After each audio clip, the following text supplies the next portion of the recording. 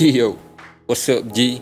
Assalamualaikum. Kita kembali lagi. Memandangkan ada seorang manusia tua yang paling haram jadah, dah mampu kemampusan Lord Jacob Rothschild pada umur 87 tak silap aku. Apalah yang dia tengah hadap dalam kubur lo ni. So hari ni aku nak bercerita sikit tentang sejarah satu keluarga ni yang merupakan keluarga paling kaya, paling berkuasa, paling palat, paling hanat, paling jahat dalam dunia baru, iaitu keluarga Rothschild. Walaupun tanpa mengikut susunan kronologi yang sebenar, tapi aku yakin hampa akan mudah faham Tapi sebelum tu jangan lupa like, share, subscribe, tekan notification button. Kalau ada idea apa-apa boleh komen kat bawah. So tu jom kita selam lebih dalam.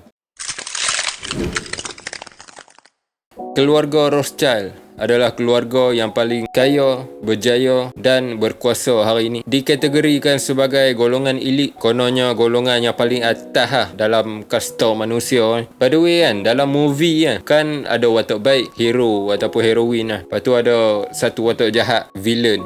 Keluarga Rothschild ni, depa definisi watak jahat tu watak villain dalam movie tu. Mai dari mana keluarga Rothschild ni? Apa yang depa nak? Mayor Amschel Rothschild. Dia merupakan kapla segala kapla dalam keluarga Rothschild. Lepas tu dia pakar dalam hal ehwal kewangan dan manipulasi. Awalnya dia buat satu money lending business, atau bahasa mudah dia syarikat pinjaman wang Dia tu alung basically. Mula daripada kecil-kecilan sampailah satu hari tu dia siap jadi personal banker kot untuk keluarga diraja mana Lepas tu dalam masa yang sama tu dia pernah juga buat business money exchange. Alung Aku rasa kalau waktu tu semboyan TV dah ada. Mampus dia kena sound.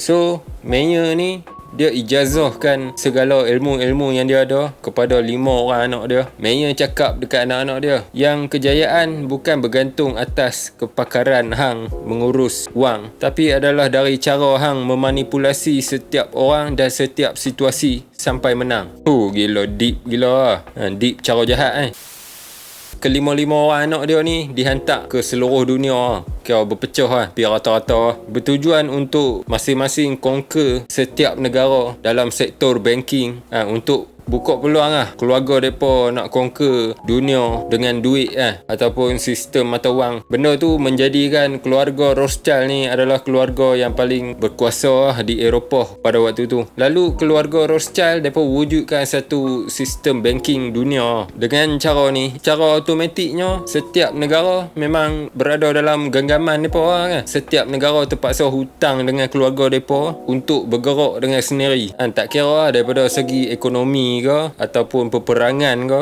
tetap terpaksa loan dekat keluarga Rothschild dengan kadar interest yang memang tinggi kau-kau Interest ni kira macam antara ilmu yang ada dalam kepala otak Mayor Rothschild tu masa bisnes alung dia dulu-dulu. Central banks juga kebanyakannya di bawah keluarga Rothschild antaranya di Amerika, England, France dan lain-lain Sebenarnya Amerika pada suatu ketika dulu mereka pernah jadi masalah juga dengan keluarga Rothschild ni, sebab mereka tak mau renew piagam kepala bana tapi atas sebab makian, desakan dan ugutan daripada keluarga Rothschild, Amerika terpaksa tadah lehak mereka jadi hamba abdi keluarga Rothschild yang diwakili negara Israel. Keluarga Rothschild juga mereka bergabung dengan keluarga diraja British England dengan menjalinkan hubungan intim dengan gerbang perkahwinan sesama keturunan mereka Bayangkan dua keturunan ataupun keluarga yang besar, yang berkuasa, bergabung, bersatu, meletup, melebarkan sayap, melitupi seluruh muka bumi. Dua keturunan yang jahat gila Walaupun Ratu Elizabeth tu nampak macam orang tua yang innocent.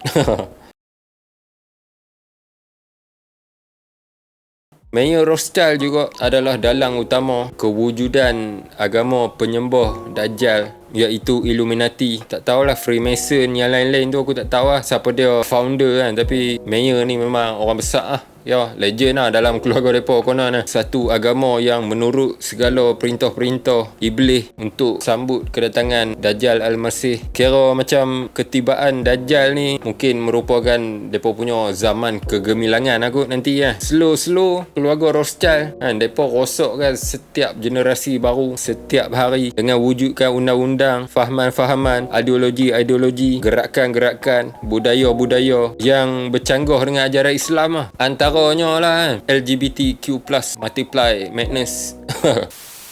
Lepas tu freedom of speech, kebebasan dalam kehidupan dan lain-lain lah. Mereka pupuk sikit-sikit dalam kepala otak setiap manusia yang berhubungan songsang tu tak ada masalah. Yang pakai tudung menutup aurat tu satu penindasan. Yang pejuang-pejuang Islam tu semua adalah teroris. Yang para-para wanita boleh jadi ketua dalam apa situasi sekalipun, dalam apa perkara sekalipun. Yang tukar jantina tu sebenarnya boleh. Yang hukum hudud tu kejam. Mereka wujudkan segala jenis hiburan dalam dunia ni untuk jauhkan manusia dari jalan yang benar. Kan untuk jadi selebriti yang kaya berjaya ni nak kena sign kontrak dengan setan dulu lah. Terpaksa turut segala perintah setan, sebabkan apa yang patut pada manusia sebagai orang yang berpengaruh. Mereka wujudkan sekolah ni mungkin hot take sikit, tapi mereka wujudkan sekolah yang lebih memfokuskan kepada subjek-subjek ciptaan manusia ni lah. Lepas tu subjek agama Islam, setiap sekolah macam disimplify kan, jadi lebih ringkas, lebih simple. Dia tak mengikut tingkat-tingkat ilmu dalam Islam ni, which is memang sangat detail lah kalau nak ikutkan lah. Sebab tu lah penting adanya sekolah-sekolah pondok subjek sejarah yang palsu, yang fake diajak dekat semua budak-budak supaya kita macam terlupa sejarah yang betul kan. Supaya bila kita besar ni kita keliru. Dekat sekolah dulu belajar macam-macam lah, zaman batu bagai lah. Tiba-tiba besar tak ada pun zaman batu, orang jadi borok tak ada.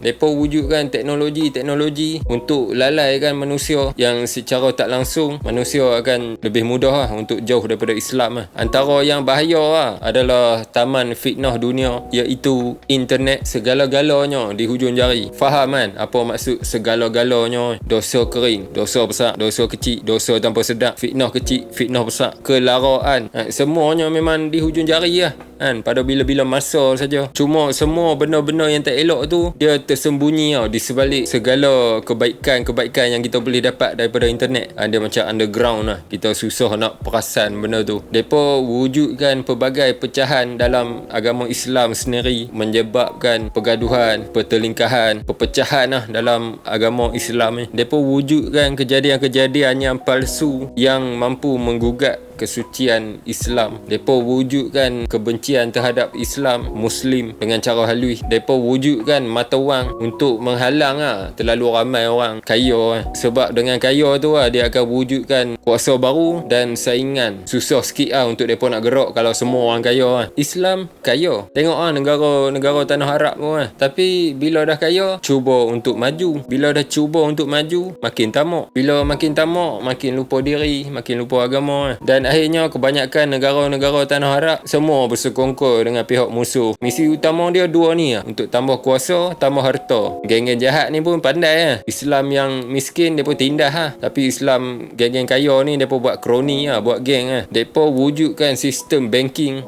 untuk kawalan dunia secara total, sekeping kertas duit yang tak semua orang boleh dapat dengan sama rata. So benda tu akan wujudkan kelas-kelas manusia macam B40, T20, lower class, middle class, elite. Lagi ramai golongan yang memerlukan ni ataupun marhain lagi bagus untuk mereka, untuk keluarga Rothschild ni. Sebab nanti bila Dajjal turun, majoriti para manusia yang memerlukan ni akan termakan janji-janji manis daripada Dajjal. Hidup susah, perut lapar, anak lapar, bini lapar, mak bapak lapar, hati gelisah. Dah lah waktu tu Dajjal tu sumber utama. So dengan tu ramai orang yang akan ikut Dajjal hanya sebab mereka memerlukan tu apa saja yang mereka buat benda tu akhirnya hanya satu tujuannya lah, melumpuhkan agama Islam.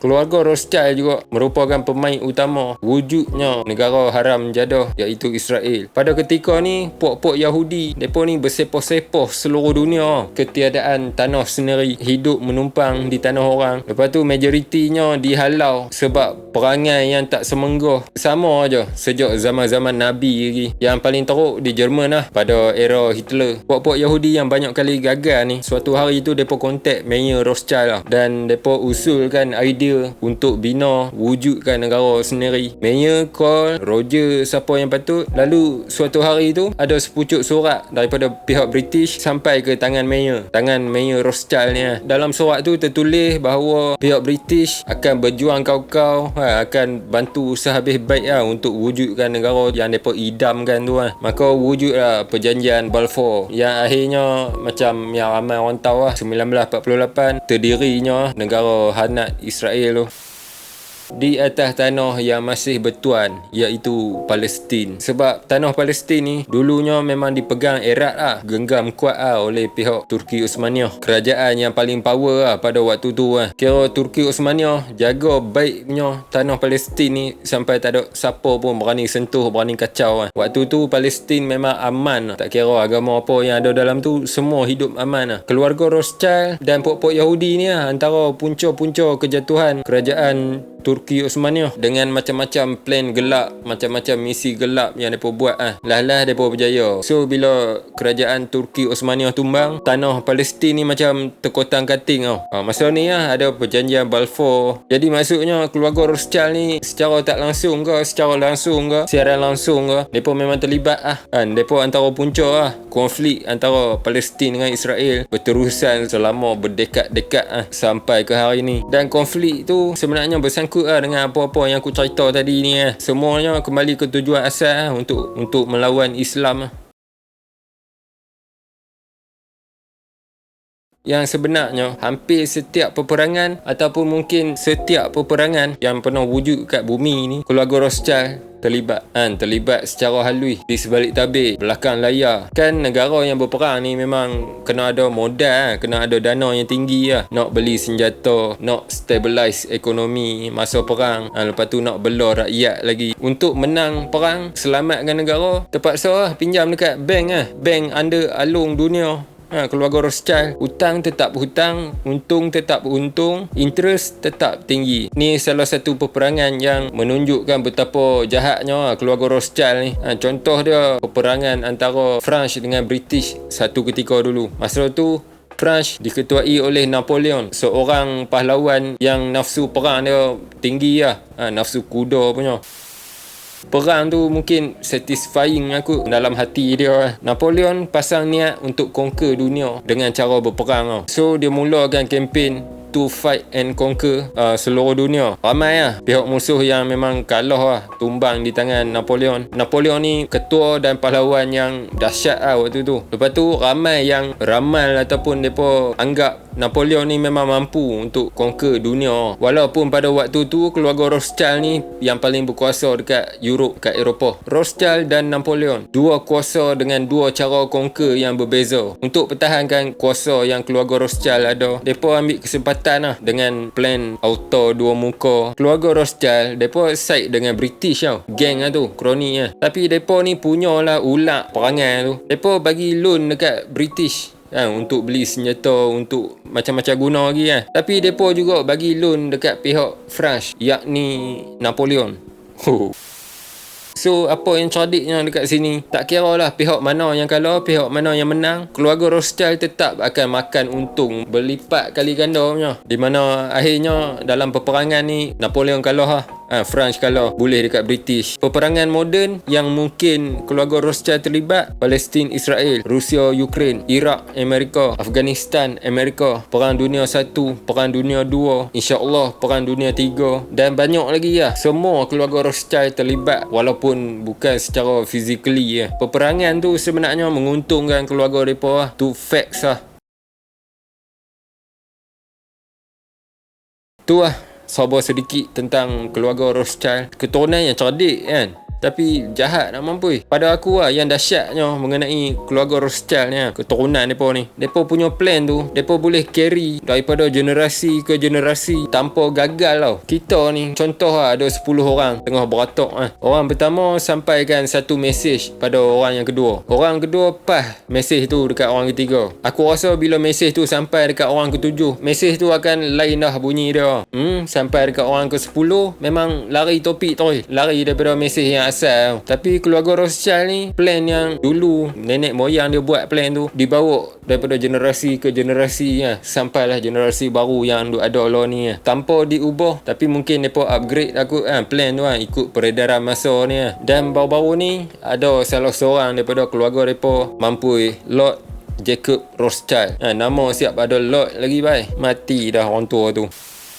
So sebab tu lah aku terpanggil untuk cerita sikit tentang keluarga Rothschild ni. Keluarga yang memang menjadi sebutan. Kita tahu keluarga tu wujud tapi misteri. Tak banyak sangat tentang mereka. Mereka ni billionaire, trillionaire. Lepas trillion apa? Semua air yang atas-atas tu mungkin mereka.